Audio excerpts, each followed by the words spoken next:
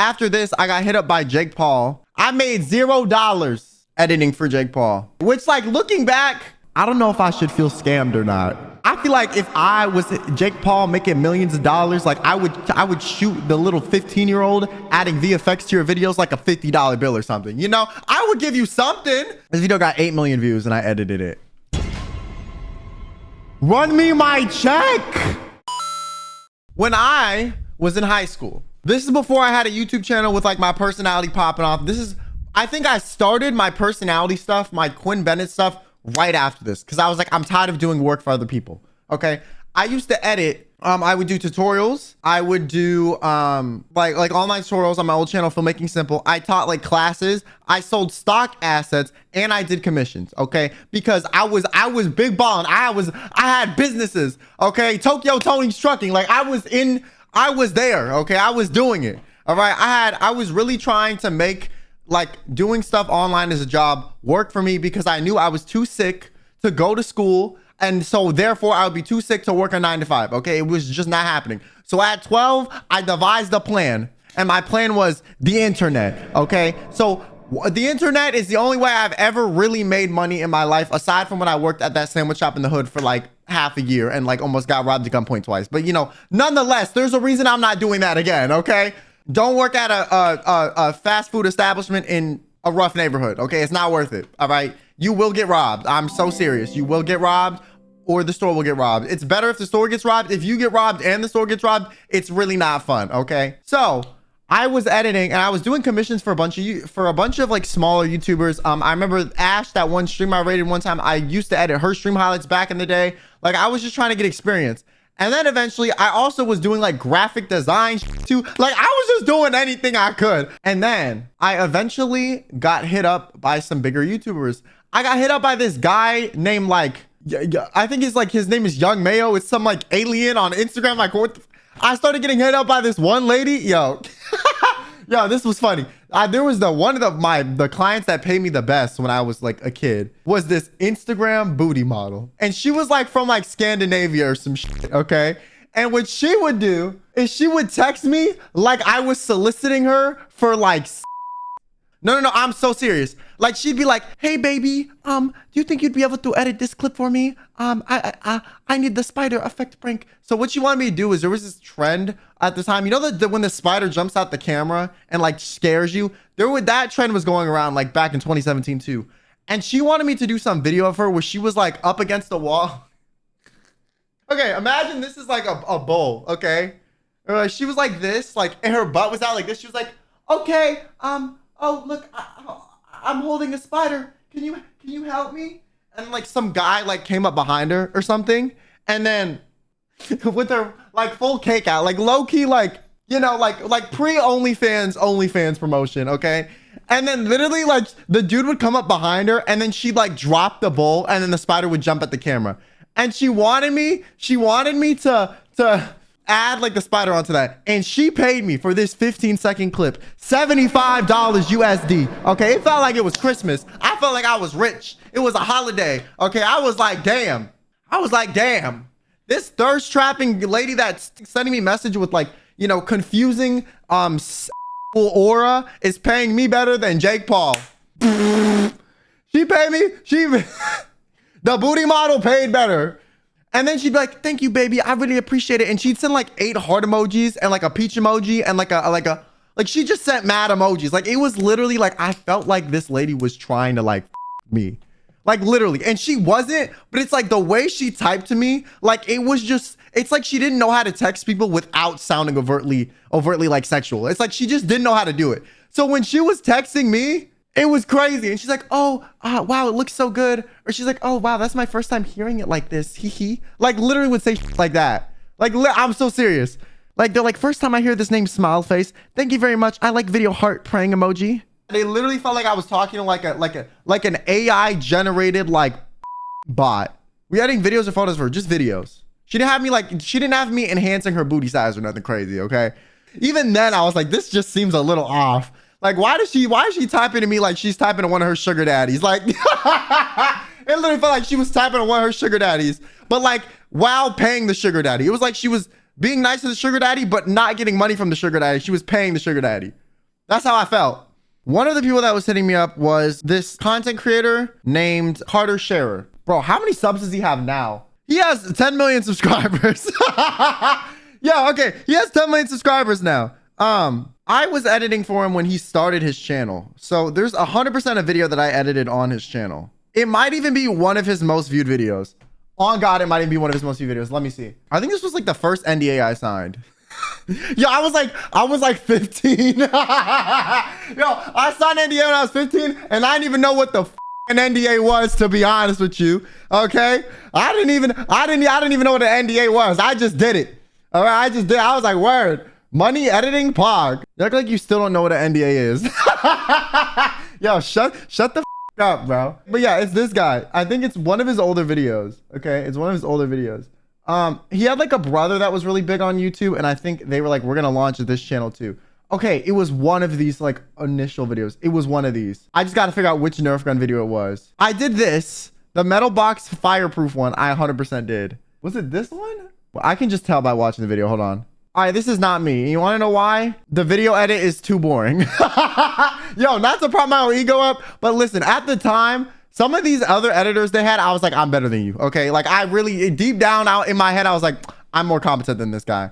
Okay, but eventually what happened is I couldn't edit for Carter anymore because they wanted me to work more than like legal hours for a minor. Does that make sense? So like legally, I just couldn't do it. They couldn't do it. It was just I would have had to do too much work too consistently. And I didn't have enough time because I was still in school. And also it would have been like illegal or questionable. I don't really know because it wasn't like a contracted commission thing. It was going to be like a bi-weekly thing where I had like, yeah. So I think it was just a business risk. What is up, sharers? Welcome to this was the one I edited. I think so. Wait, hold on. We're going to get to the bottom of this. Welcome back. Yes. Because you see how it animates and it stays on the clothes? That's me, okay? This is me, probably like half the age of the other editor, okay? But I did good work despite being very early on in my editing career. And what I'm going to be pranking Liz and Steven. But yeah, don't say it too loud. I don't want them to find out because yeah, I would edit these videos for a little bit. And honestly, it wasn't that bad. The only problem I had was sending the videos to them because not gonna lie, my internet was really bad at the time. Like, look at me, bruh. I added animations to everything. I'm too lazy to do that now. I'm not gonna add the fire effect now. Like, that. It does not add enough to the video for me to justify it. But I was really trying to show out then. Like, there was no need for all that. This video got 8 million views and I edited it. Run me my check. Guys, okay. For those of y'all who don't know, 8 million views on YouTube is like 16 grand, I think. If your AdSense is good. I got paid for this video. Now, I'm not hating because I agreed to this amount. But at the time, I think I got paid like $50.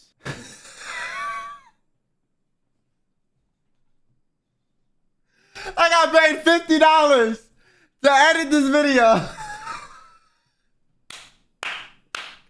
Now, listen.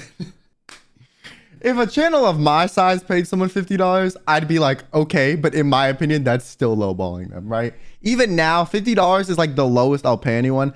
I remember when Nikki wanted to edit my videos, she was like, I'll do it for free. I was like, no, because I don't want there to ever be a situation where someone comes out, he didn't pay me for anything, you know, because I just don't want to do that. But yeah, this, I gotta pay $50.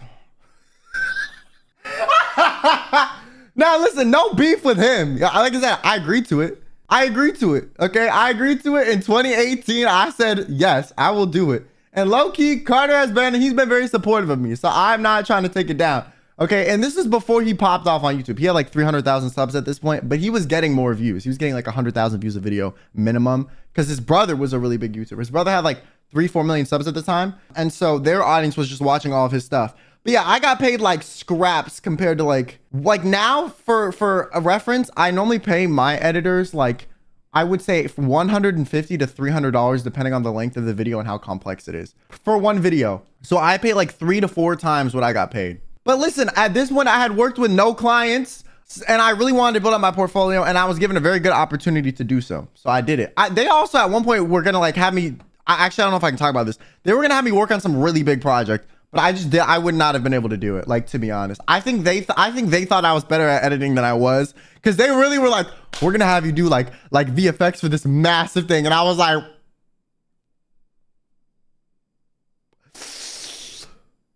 oh, okay, yeah, maybe find someone else. And then I edited this video too.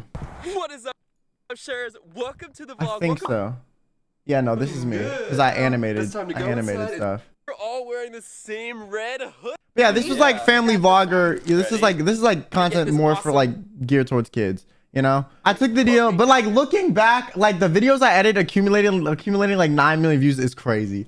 Like, that is crazy. Like, I really could have gotten paid a bag or two. You know what I'm saying? Like a bag or two. Some editors I know that like that streamers pay, they just give them half the revenue from the channel, which I think is fair because they're doing half the work. But if I did that now, I don't think I would be paying my editors enough. That's the problem. Yo, I'd be paying, yo, like Pepino would get like $400 a month. Like, that's crazy. No. No, that would not work. The combined income of all my channels is enough to pay them well enough and still like make a profit with including Twitch. Okay, so then after this, I got hit up by Jake Paul, and I got connected to Jake Paul through his first investor. His first investor into Team 10, Corey Levy. Now, Corey, once again, he been supportive of me too. Listen, Corey, like technically this is not Corey's doing. It was just a connect between me and Jake Paul, because at the time, Jake Paul did business with someone that my dad knew or something. And my dad was like, hey, my son knows how to edit or something. And then somehow I got brought up into the conversation, and then somehow I ended up like getting into this whole thing with him through that. It was like a very like random thing, but my dad was really like trying to advocate for me because he knew someone that knew someone. I don't really know. Okay. Then I started doing stuff for Jake Paul, and I started working with his editor at the time. And they would send me like clips, and I would do VFX on top of it. And the VFX I would do on top of it, normally I would wake up before school at like 5 a.m. Keep in mind, school was at like 8. And so I had to wake up at 4, 5, 6 to get sent this clip from his editor that was in the UK. And then I would edit it and send it back before school and pray there were no corrections. And if there were corrections, I would come home midday during gym class. I would fake a doctor's appointment. I would come home, bust out my laptop, finish it up, go back to class in high school. Okay, I built up my portfolio with them for that. But yeah, so I guess you could say that Jake Paul was nepotism, but to be honest with you, like not really, because I made no money from that. I didn't get paid from Jake Paul stuff. I got paid nothing. Like, they didn't pay me anything. They paid me nothing. I made $0. I didn't make a dime, not a single dime editing for Jake Paul. And this is when he was like in his like daily vlogging era and was like really popping off on YouTube. But I didn't get paid, which like looking back, yo, low-key, I probably got like, or I probably should have gotten more money, not gonna lie. Like, I realistically, like, I should have gotten something. I didn't even get linked in the description or nothing. Like, no one even knew I was working on this shit. Like, even saying this now, like, I probably don't sound believable, but I have some of the before and after edited clips on like a hard drive, just in case someone tries to say I lied. I can pull that shit up. Turns out I've been a fan of your work for a while now. You didn't even know it was me. You didn't even know it was me. So yeah, anytime in Jake Paul's videos I did a couple of things. I did lightning saber effect, which ended up in the Shane Dawson documentary too, okay? When he had like the phone crack in his screen and was swinging it around. Every time he did like the Disney wand, I did that. Anytime there was 3D text in the videos, that was me. What else? I don't remember. I did like a lot of the Disney Channel effect, like when he would draw it, because his main editors didn't know how to do that. And I knew how to make it look like pretty similar to how they did it on Disney Channel. And then the lightning effect I did too. Low-key, I was just doing it, okay? The thing is though, I made no money doing this. And I did this for like half a year. Yeah, I did not get paid. Listen, looking back, I think I deserved to get paid a little bit or some credit or something. But at the time, I was just happy to do it because I was building up my portfolio. I don't know. It was kind of cool to like do stuff and see it in these like big videos and then have people like them text me back, oh, it looks great. But like now that I'm older and I'm like paying editors myself because I have like a career in content creation, I'm like, damn, I don't know if I should feel scammed or not. You know what I'm saying? Like, I feel like if I was Jake Paul making millions of dollars, like I would shoot the little 15-year-old adding VFX to your videos like a $50 bill or something. You know, I would give you something, okay? I would give you something. Like, what's $50 to someone making like, you know, $1 million like every 2 months? You know what I'm saying? What's $50? Nothing. So, yeah, that happened. I feel a little bit scammed looking back. I woke up mad early for that, but also I really wanted the portfolio, like, because I really thought my career was going to be in editing, because being a YouTuber just didn't seem like something I was able to do. But then after all of this happened, I was like, damn. And I edited for a couple of other family vloggers, and I'm not going to say anything about the other ones I edited for, because not going to lie, watching their content made me want to die. No, I'm serious, bro. When you edit for someone that's like, hey guys, welcome back to my YouTube channel, and then they turn off the camera and they're like, so, cut that out. And okay, hey guys, and it wasn't even like they were funny, energetic. It was like, this is for 5-year-olds, and I'm 15, trying like to make this entertaining to myself so I can make it entertaining to your viewers.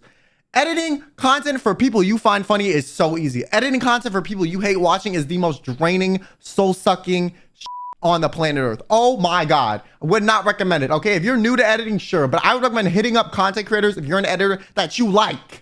Okay, because if you don't like them, you're not gonna be able to do it for too long. And then eventually over time I was like, I can't do this anymore, and then I just started focusing on my own content, and then it kind of popped off, and then I fell off, and then I applied to my old job, and then I fell off again and left. And now I'm here. Yeah, that's my like how I got into content creation. Pretty much I was just kind of fed up of editing for other people that I didn't find fun to edit for, and then was like, if I can do all of the behind the scenes work, for some of these people I was making their thumbnails. I was helping them with like SEO advice, and I'm like, bro, you have like 1 million subs and I'm 15. Why are you asking me for advice on how to do your job? Like, I don't even know how to have 1 million subs. And you think, you know what I'm saying? Like, well, how am I making a thumbnail for you if you the YouTuber? Like, I was like, I'm pretty much know how to do everything. Essentially, from working for all these people, I learned how to be a YouTuber, just like in segmented steps. Like, I learned how to be an editor, I learned how to do thumbnails, and I learned some SEO stuff, pretty much. And from that, did they pay though? Everyone paid me except Jake Paul. Literally everyone paid me except Jake Paul. He was the only one that didn't. Everyone paid me except Jake Paul. So yeah. And so yeah, I pretty much learned how to be a YouTuber from that, and then eventually I transitioned to content creation, and now I'm here being an idiot. And Jake Paul just beat up a like 50-year-old and got like $30 million. But you couldn't give me $50 when I was 15. Huh? Where my check? You couldn't give me $50 when I was 15. These videos were getting like 10 million views a day. Shane Dawson, you owe me royalties too. That lightning effect was in your video for approximately 3 seconds. I don't care though. I did it. You didn't ask me for nah, royalties is crazy.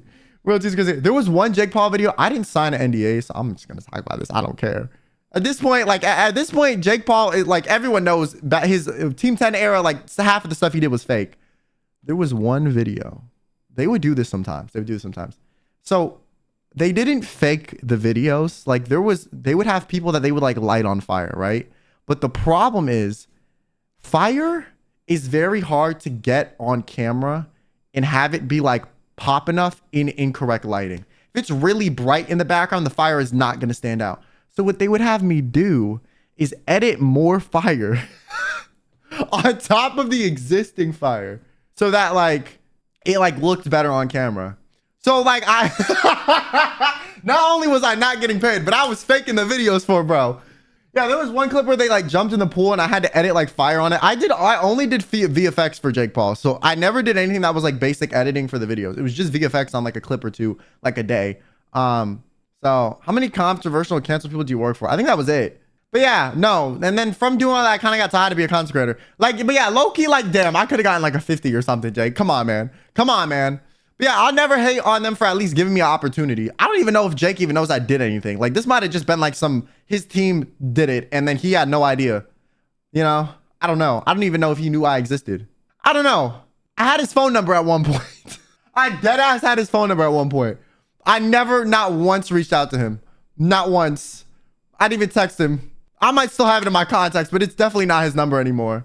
It's definitely not his contact. It's definitely, I don't know if it was his phone number, if it was like someone on it, if he had like a work phone that he had people on his team also use. That's my assumption. It's definitely not his personal phone number.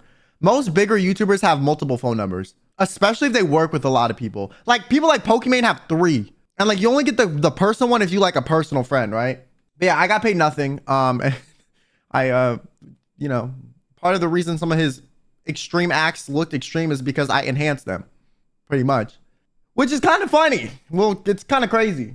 But yeah, that's how I got my start in content creation, pretty much by getting underpaid and undervalued at as a child while working for YouTubers making millions of dollars. When did you stop editing for Jake? Like a year after I started, maybe even sooner.